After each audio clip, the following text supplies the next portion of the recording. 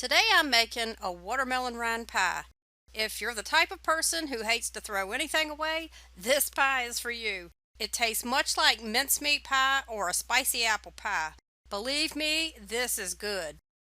To make it, you need 2½ cups of chopped watermelon rind. It's best to cut the rind so that it still has a little pink on it and take off the green part. Put the chopped rind in a small saucepan and add enough water to cover. Bring it to a boil, put a lid on it, reduce the heat, and simmer for about 15 to 20 minutes or until the rinds are mostly translucent.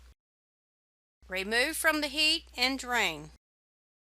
Mix together the watermelon rind with 1 cup of sugar, 3 tablespoons of flour, 1 teaspoon of cinnamon, 1/4 teaspoon of nutmeg, 1/4 teaspoon of cloves, 1/8 of a teaspoon of salt, 3 tablespoons of cider vinegar, 1/2 cup of chopped pecans, and 1/2 cup of raisins.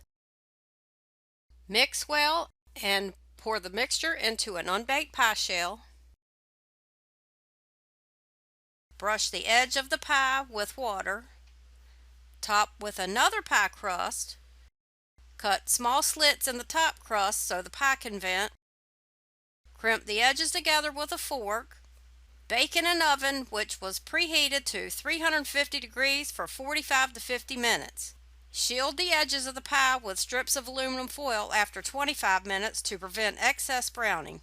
Cool and serve. This pie is delicious. It's like a taste of Thanksgiving in the middle of summer. I don't understand why there isn't another video out there about how to make a watermelon rind pie, because believe me, it's a thing. So be sure to give it a try. I hope it helps.